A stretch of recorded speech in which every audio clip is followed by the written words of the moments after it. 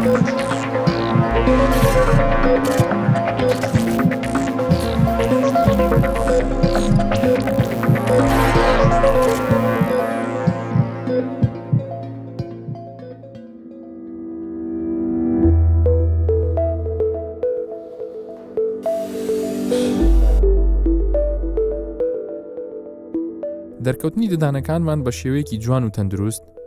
کاریگەری ڕاستەوخۆی لەسەر تەندروستی جەستەمان هەیە و بەشێکی گرنگی کەسایەتیمان پێک دەهێنێت. کاتێک کە کێشەیەکی ددان دەبێتە هۆی ڕێگریمان لە پێکەنینێک، ئازارێکی دەرونی لێ دروست دەبێت.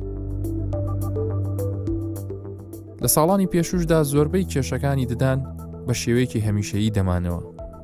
بەڵام لە ئێستادا و لە کوردستان بە شێوازی زانستی و گونجاو زۆربەی ئەم کێشانە چارەسەریان هەیە. چەندین ڕێگای نوێ و سەردەمیانە داهێنراون بۆ جێگرتنەوە و جوانکردنی ددانەکان، بەڵام ئەم کارانە بێمەترسی نین و ئەگەری ئەوەی هەیە کێشەی زیاتر دروست بکەن، بۆیە دەبێت هەموو کارێکی جوانکاری لەلایەن پزیشکی تایبەتمەند و ڕاهێنراو ئەنجام بدرێت. لانە قوتابی قۆناغی بنەڕەتیە،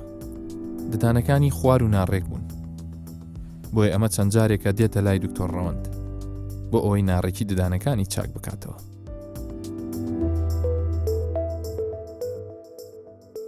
ناڕێکی ددانەکان کاریگەری ڕاستەوخۆی هەیە لەسەر فرمانی ددانەکانمان و بە هەمان شێوە ڕوخسارمان،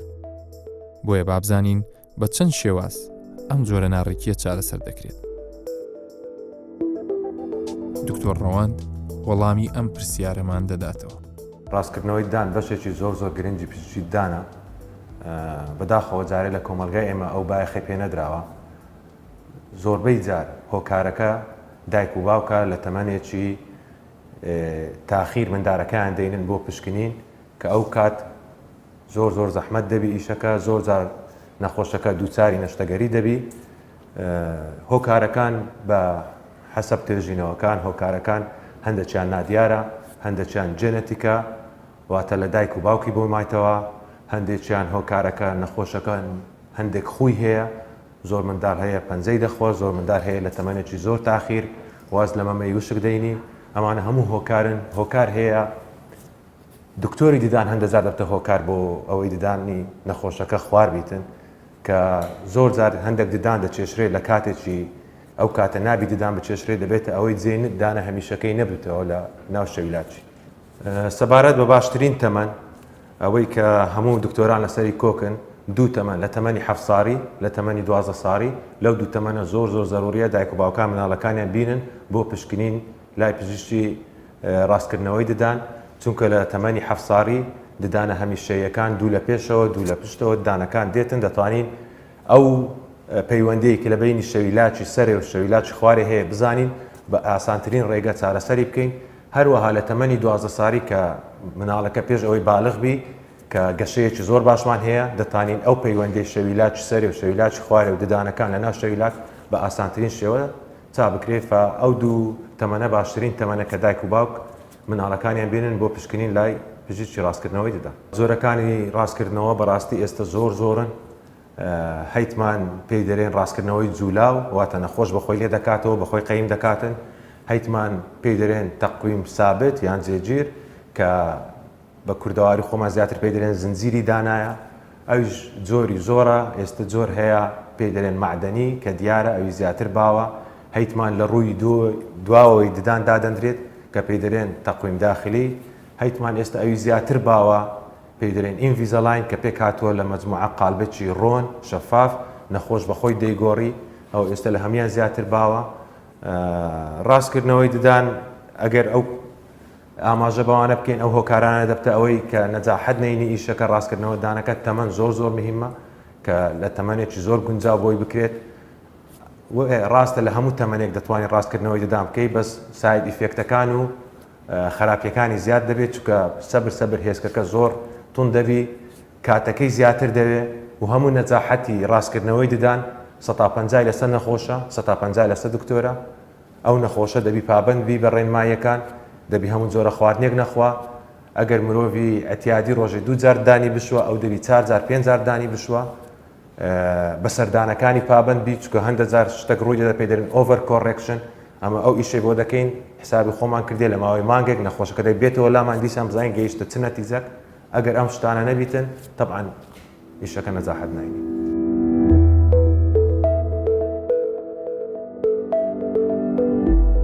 ئەوە لانەخانە پێش 6 مانگ پێشێستا تەقویمی معدەنیمان لۆدانایە زنجیر ئەوی زیاتر باوە لە کۆمەلگای ئێمە پێشتر مشکلەی بەس ددان خواردبوونی نەبوو مشکلەی ئەوەی هەبوو کە جۆری پەیوەندی شەویلاکی سەرێ لەگە شەویلاکی خوارێ شەویلاکی خوارێ گچکەترە پێی دەرێن جۆری دووەم ئەوە لە هەموو تەمەنێک ناتوانێت عیلاج بکرێت ئەگە پاش 14 ساڵ پاش ئەوەی بالغ بوون و خلاص بوو پێویستی بە نەشتەگەریە بۆ ئەوەی شەویلاکی خوارێ بێنێترە پێشەوە بەس خۆشبەختانە لە تەمەنێک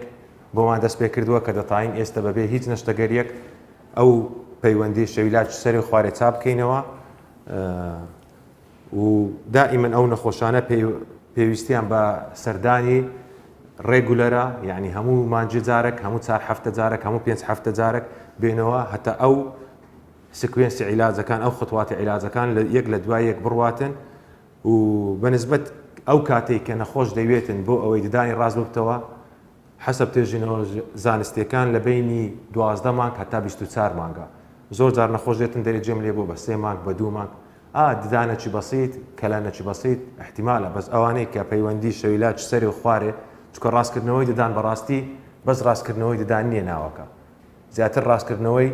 شەویلاکی سەرێ لەگە شەویلاکی خوارێ جۆری یەکەمە جۆری دووەمە جۆری سێمە ئەو لە هەمووی مهمترە و هەمووی گرنگترە چکە ناحیە وەزیفیشی دەگرتەوە نەک ناحیەی جەمالی.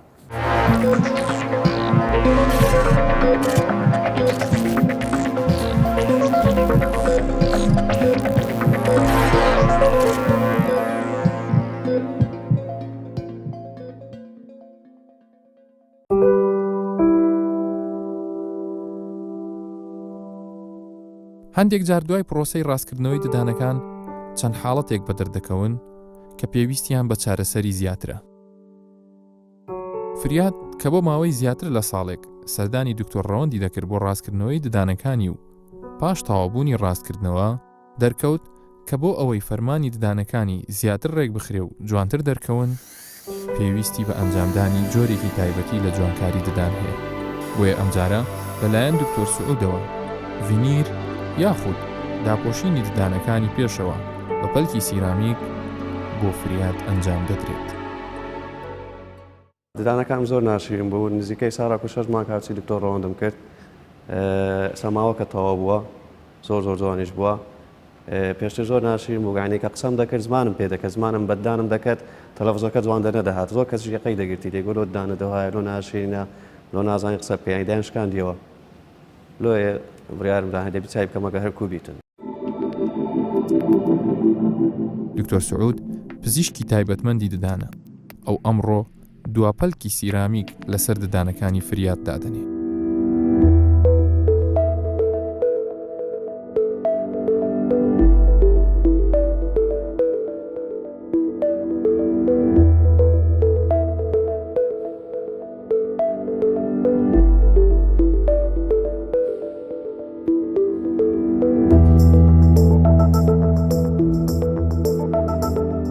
دەربارەی نەشتەرگەری جوانکاری ددان و ئەو شێوازانەی کە بۆ جوانکاری ددان بەکاردەهێنرێت دکتۆر سعود وەڵامی چەند پرسیارێکمان دەداتەوە. دکتۆرجان گرنگی جوانکاری ددان چییە بۆ ئەم بەشە جیاکراوەتەوە ئایا بەس بۆ مەرامێکی بازرگانیان خۆی لە خۆیان زانستێکی ئەوش خۆی جوانکاری ددان تەنها بەس کارەکە تەنها بۆ بازرگانی نییە نەخێر خۆی زانستە و لە گەرویش ئارتە خۆی لە هونەرە یعنی کە دەی شیکاری جوانکاری دەکەی کە پێ دەوترێ ئەستێتیک دێنتستری کە لە یۆنانی دەکاتن کە دەچی شیکردنەوەکەی سیر دەکەی کە هونەرە دواتر زانستە ئەوەش لەسەر داواکاری نەخۆشە یعنی زۆر جار هەیە نەخۆشەکە وا هەز دەکاتن کە جوان نییە ددانی بەس ئەمە کە سەیری دەکەین لە هەموو ڕووەکانەوە دانەکانی جوانن تەنها یەک مشکلی هەیە لێکە کە دێنە سەر جوانکاری چەند بەشەشی هەیە کەواتە ببوورە ئەوەی کە بێوێت جوانکاری بۆ ددانیکە بڕیارەکە 100% لەدەست خۆی نییە لەدەست پزیشکی ددانە تاکید زۆر جار هەیە کە بین باسی جوانکاری دەکاتن جوانکاری دێتن شێوەی ددانەکە جوان نییە بچووکە یان گەورەیە ئەوە یەکەمیان دومیان ڕەنگی ددانەکە ئەوانە هەمووی ئەوەکانی جوانکارینە دومیان ڕەنگەکەیە سێمیان پاش ڕەنگ دانیشتنی ددانەکەیە لە چ شوێنێکە جار هەیە ددانەکان خوار و خێچن خوار و خێچی ددانەکان دەبتە سەبەبی ئەوەی کە دانەکان کە کاتی نەخۆش پێ دەکەنیتن ناشرن خۆی نیشانداتن چارەمیان ئەوەیە کاتی کە پێ دەکەنیتن چەند پووکەکەی بە دیار دەکەویتن کە نەخۆش سەردانمان دەکاتن ئێمە دراسی ئەو شتانە هەموو دەکەین بۆی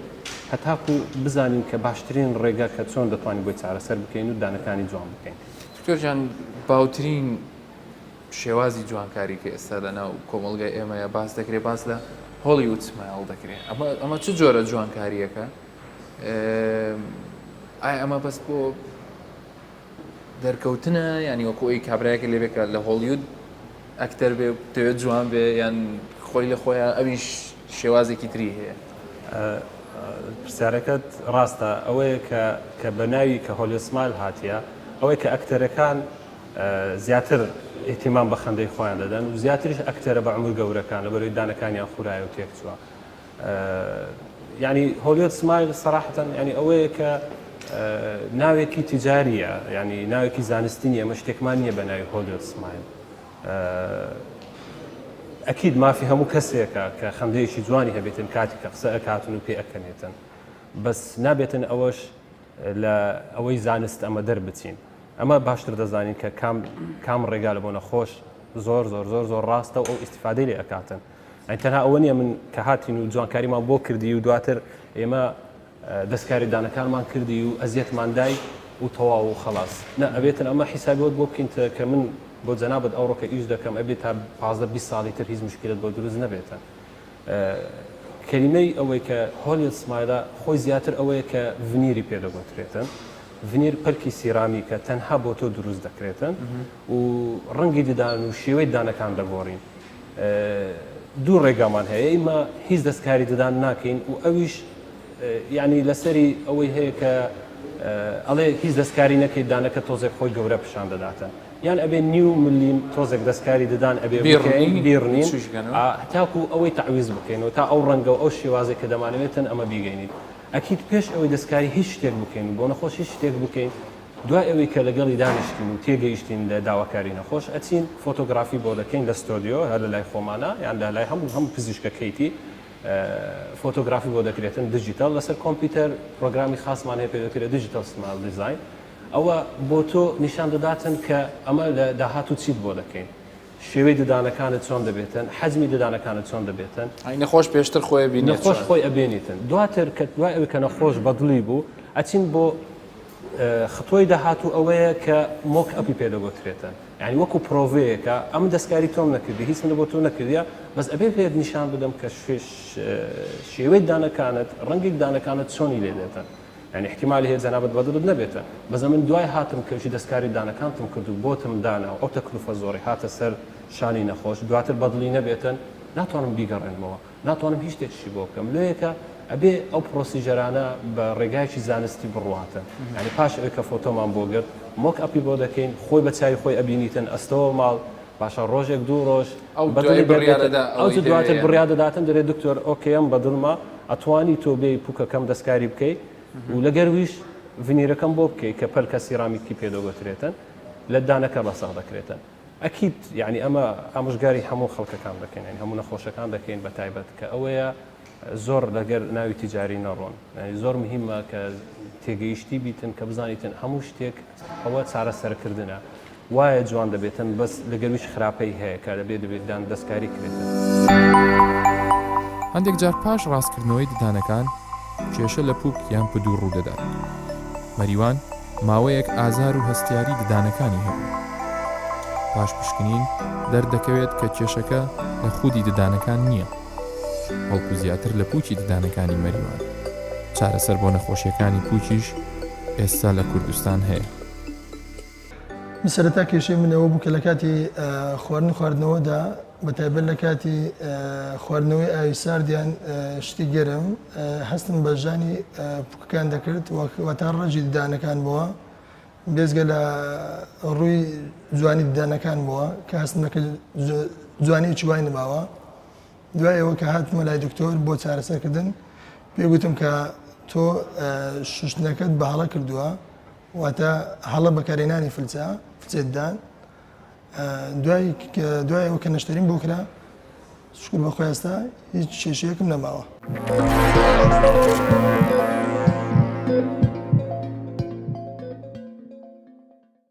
هەندێک جار کێشەکە لەوانەیە تەنها لە بەشە سپیەکەی دداندا نەبێ بەڵکو لەوانەیە پدوو یان پووک تووشی نەخۆشی و هەوکردن بێت کە ئەمە ژوا دەکات هەم تەندروستی کەسەکە هەم تەندروستی ددانەکەش بکوێتە مەترسیەوە بۆیە چەند ڕێگایەک هەیە بۆ چارەسەرکردنی کێشەکانی پووک کە لە ڕێگای قسەکانی دکتۆرداناوە جۆمان لێ بێ و بشزانین ئەو ڕێنمایانە چییە بۆی ئێمە پووکمان تووشی نەخۆشی نەبێت. دکتۆرجان ئەو کێشانی کە ڕوبەڕووی پووک ئەبنەوە یان پدوو دەبنەوە بەگشتی چین؟ طبعاً پووکی دان وەکو بەشێک گرنگی خۆی هەیە وەکو بەشەکانی تر ناودەمدان چونکە کێشە تەنها لەو پارچە سپیانەیە کە بە دیار دەکەوێت لە ددان بەڵکو پووکیش یەک لە کێشە سەرەکیەکانە کە تووشی نەخۆش دەبن. ینی ئەگەر هەیە ئەگەر یەکێک پووکی نەخۆش بێ زەرەر لە دانەکەشی بە یان بەتەنیا تەسیری نیە لەسەری بەتەکید مشاکلی پووک زۆرە تەوان یەک لە کێشەکانی کە دابەزینی پووکە یان هاتنە خوارەوەی پووک کە لە چێش سەرەکیەکانە کە دەبێتە هۆی لە مستەقبل تووشی لە زدانی دانەکە بدەیت بێلە کە تووشی هەستیاری دەکاتن لە ساردی و لە گەرمی و شتەکانی تر. هەروەها ڕەنگە پووکەی زیاد لە حەد گەورە بی یعنی بڵێن حەجمی قەبارەی گەورەتر دەبێتن لە حەجمی تەبیعی خۆی کە دەبێتە هۆی جوانکاری خەندەی لەدەست بداتن کە ئەویش پێویستی بە چارەسەرکردنی پووکە. بۆیە بە پێویستمان زانی کە چەند چارەسەرکردنێک ئەنجامی بدەین بۆ ئەو کێشانە. یەک لەوان کاکمەریوانە کە هات سەردانی کردین بۆ کلینیکەمان بۆ چارەسەرکردنی دابەزینی پووکی. طبعاً مشاکلی هەبوو لەگەر بە دیارکردنی ڕەجی دانی کە پێ ئەەکەنی پووشی دەرەکەوت ناشێنمەسەڵەکە قسەیەک لێنەوە لێکۆڵنەوەکان دەریان خستێ تقریبان 30 هەتا 35% لە جوانی خەندە یان بزە دەگەڕێتەوە بۆ جوانی و تەندروستی پووک. زۆر باشە ینی حاڵەتەکەی ئەم لە چیە وای لێ هاتبوو هۆکارەکەی چی بوو؟ طبعاً یەک بەخۆی دابەزینی پووک کێشەی هۆکاری گەلێک زۆرە. یەک لەوان ئەو بەهاڵە بەکارهێنانی فرچەی ددان کە وای لێ کردبوو لە دەست پووکی لەدەستداتن. ڕەنگە زۆر نەخۆشوە هەست بکاتن کە بەهێز بەکارهێنانی فرچەی ددان دانی خایان دەکاتەوە بەڵام ئەوە مەفهومەکە غەڵەتە چونکە تەکنیکی باش کاتی بەکارهێنانی فرچەی ددان ئەو وا دەکاتن کە دانەکان خایان بی هەروەها ئەو کاتێک کە تەرخانی دەکەی بۆ شوشتنی ددان زۆر ضروریە کە لە بینی 2 دقیقە تا 5 دقیقە بیتن کاتێکی بیتێ شەرت زەخت نییە هەر هێز و زەخت و ئانە هیچ استفادەی ئەسڵەن بەنێرێنی دەگەڕێتەوە سەر کێشەکە زیاتر دەکاتن کە هەندێک جار پارچەیەک لە دانەکەش لەگە خۆی دەباتن مامڕۆ زەمن برێن. کاگمەریوان کە هات دەیناڵان لەدەست دابەزینی پووک هەندێک جێ هەبوو زیاتر لە 7-8 ملیم پووکی ڕۆشت بوو ڕەجدای بەدیارکەت بوو هەستیار بوو لە بۆ ساردی و گەرمی هەروەها تەسیری کردبوو لە پێکەنینی ینی شتێکی ناشرین بوو نامۆ بوو بۆیە پێویستمان زانی کە نەشتەرگەری بۆ بکەین. نەشتەرگەریکەشمە ئەوە بوو چاندنی پووک بوو کە شتێکی سەردەمیانەیە کە لە مەڵاشووی پارچەیەک گۆشت وەرەگرین دایدن لە شوێنی بەبەست و دەیچینین و دەیدۆرین و متابعی دەکەین هەموو 2 هەفتە 3 هەفتە جارێک. ئێستاوە دوای 6 مانگ هاتیە تەمان تەماشای دەکەین لە وێنەکانیش دیارن کە پێش نەشتەرگەری و پاش نەشتەرگەری نەتیجەیەکی جوان دایتەما و هەروەها نەخۆشەکەش وەکوڵێن مرتاحە کە ئەو کێشانەی نمایە برێن لە هەستیاری و هەروەها لە جوانی خەندەیەکی جوانیش پێ بەخشیە کە پێ دەکەنیتن ئەو ڕەجدانەکانی بە دیار نەکەتی هەمووی متەناسقە و پدوەکی بڵێن پینکێکی جوانی بەدارکەتی لە پدوەکانی کە خۆی تەندروست بشان بزن.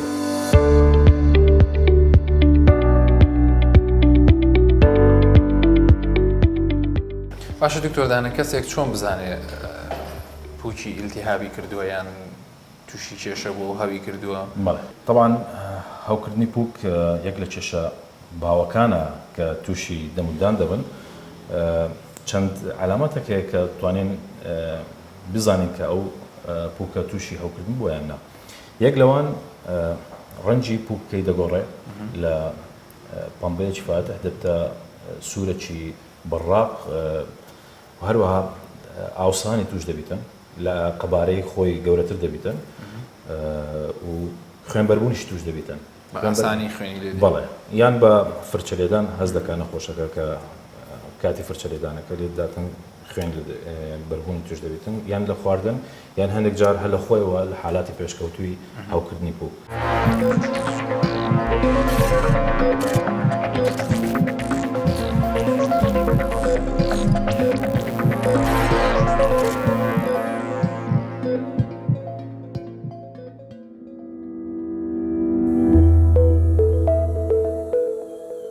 زۆربەی ئەم نەشتەرگەری و جوانکاریانە پێویستیان بە تەکنەلۆجی پێشکەوتووی بواری تیشک هەیە بە شێوەیەک کە ئەگەر ئەم پێشکەوتنانە فراهەم نەبن ئەم نەشتەرگەری و جوانکاریانە کارێکی ئاسان نابێت. دکتۆر سەنگەر باسی ئەم پێشکەوتنانە دەکات پێمان دەڵێت کە ئایا لە کوردستان هەن یان نا. تەکنۆلۆجیای پزیشکی دانی دیجیتەڵ کە لە 10 ساڵی کۆتایی لە سەرتاسەری جیهان پەریستەندووە ئێستا کە لە کوردستان بوونی هەیە بۆ شێوەیەکی زۆر پێشکەوتوو هۆشیاری زیاتری هاوڵاتیان لەو بارەیەوە زۆر هاریکاری ئەو سنتەرانە بووە کە دەستیان هەبوو لە هێنانی ئەو تەکنۆلۆژیای نوێیانە لەوە کوردستان ئەویش خۆی لە چەند ئامێرێکی زۆر نوێ دەگرێتەوە ئەو ئامێرانە زوو ئەپدەیت دەکرێنەوە و شتی نوێتریش دەردەچی ساڵانە وەکو ئامێری CBCT واتە تیشتی ددانی سیتیسکان کە زۆر هاریکار بۆ لەو پزیشکەکان و چارەسەرکردنی نەخۆشەکان بە شێوەیەکی زۆر ڕێکوپێک چونکە لە پێشتر هەر OPG هەبووە ئۆرتۆپانتۆمۆگراف وەکو پۆرترێتەکی ددانەکان دەگیرە پزیشکی ددان نەیدەزانی بە شێوەیەکی جوان چ هەیە لە دوای ددانەکە یان لە ناو ددانەکە ڕسمێکی تودی بوو ددانەکە دەگیرە. بەڵام ئێستا لەگەر پێشکەوتن و هێنانی ئەو تەکنۆلۆجیانە بۆ کوردستان ئەو ئامێرانە بوونیان هەیە و وای کردووە کە پزیشکی ددان زۆر بە شێوەیەکی ڕێک و پێک بە کەمترین هەڵا بتوانێت چارەسەری نەخۆشەکە بکە و بە ئاسانی دەستنیشانی کێشەکانی بکە. ئەم جۆرە تیشک و تەکنەلۆجیایە لە چەند جۆر پرۆسەی پزیشکی ددان بەکاردێت بۆ چارەسەرکردنی چەند جۆر نەخۆشی ئەتوانێت یارمەتی پزیشک و هاوڵاتیان بدات؟ بەکارهێنانەکانی بە شێوەیەکی سەرەتا بۆ دیاریکردنی ئەو هەوکردانەی کە لە ددان ڕوودەدا زۆر جار هەیە تیشی OPG یان ئەو تیشکە سەرەتایانەی کە مەوجودن بە شێوەیەکی تەواو پێشانی دکتۆری ددانی نادەکا کە چییە بە CBCT زۆر بە ئاسانی قەبارەی شوێنەکە دەبینی و دەزانی هەوکردنەکە لەکوێ و تاکوێ ڕۆیە و چۆن چارەسەری ددانەکە دەکا. بەکارهێنانی تر لە چاندنی ددان تاوەکو پزیشکی ددان بزانیم ئەو ئێسکە گونجاوە تاوەکو چاندنی تیابکە یان نەگونجاوە و چەند دوورە لە دەمار و ئەو پارچانەی تری ئێسک کە پێویست نییە چاندنی ددانی بگاتێ کە پێشتر وە نەبوو کێشەی زۆریشی لێ دروستە بوو بۆ دیاریکردنی نەخۆشیەکانی جونگەکانی شەویلاک بۆ دیاریکردنی هەوکردنی جیرفانەکانی لووت و هەروەها بۆ دیاریکردنی نزیکی ئەو ددانانەی کە دەرنەهاتوون لە دەماری ئێسکەکان یاخۆت لە جیرفانەکان تاوەکو کێشە دروست نەبێت لە کاتی دەرکردنی ئەو ددانانە و نەخۆش کێشەی مەزنی لۆ دروست نەبێ لە پاش ئەنجامدانی نەشتەرگەری بووە. بێجگەل لە تیشێک لە بەکارهێنانی لە بوارە جیاجیەکاندا چ پێشکەوتنێکی تر هەیە کە زیاتر هاوکاریتان بکە لە چارەسەری ددان و هەروەها بۆ ئەو جۆرە پرۆسیجەرانەی کە لە بواری جوانکاریدا بەکاردەهێنرێ؟ هەندێ ئامێری تریش هەیە وەکو باسمان کرد لە بواری پزیشکی ددانی دیجیتەڵ ئەویش 3D پرینتینگ و سکانینگە واتە تەبعکردن و دروستکردنی ئەو دەستگایانەی کە زۆر کاری پزیشکی ددان ئاسان دەکا وای لێ دەکا کەمترین هەڵە بکە یاخود هەر هەڵە نەکا لە کاتی چاندنی ددان یان ئەنجامدانی نەشتەرگەری. هەروەها ئەو ئامێرانە دەتوانن کە زۆر نوێ ئەم بابەتە ڕاستکردنەوەی ددان بەو دەستگایانە دروست بکەن بە شێوەیەکی شەفاف واتە وەکو پێشتر نییە کە نەخۆش بچی و براکەتی دابنێ و ئەو تێلانی کە لە ناودەمی هەیە لۆ ماوەی ساڵێک 2 ساڵان بە شێوەیەکی زۆر نوێ کەمە ساڵێک 2 ساڵە لە ناو پزیشکی ددان دروست بووە باوەستەی ئامێرێکی شەفاف ددانەکانی ڕاست دەبتەوە بەڵام تۆزێک فترەکەی لەوانەیە درێژتر بێ ببێ ئەوەی هیچ ئازارێک و کێشەیەک لە نەخۆشەکە دروست بکە.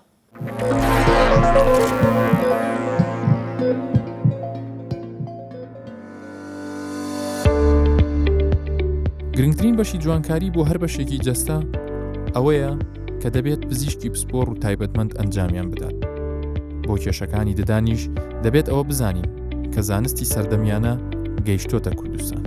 بەڵام دەبێت هاوڵاتیانیش لەوە ئاگادار بن کە هاوشێوەی پزیشکانی گشتی پسپۆڕێتی پزیشکانی ددانیش ئێستا جیاوازن و هەر پزیشکێک تایبەتمەندی لە بوارێکدا هەیە و مەرج نییە کە هەر پزیشکێکی ددان بتوانێت هەموو جۆرە کێشەیەک چارەسەر بکات. هەر شەر.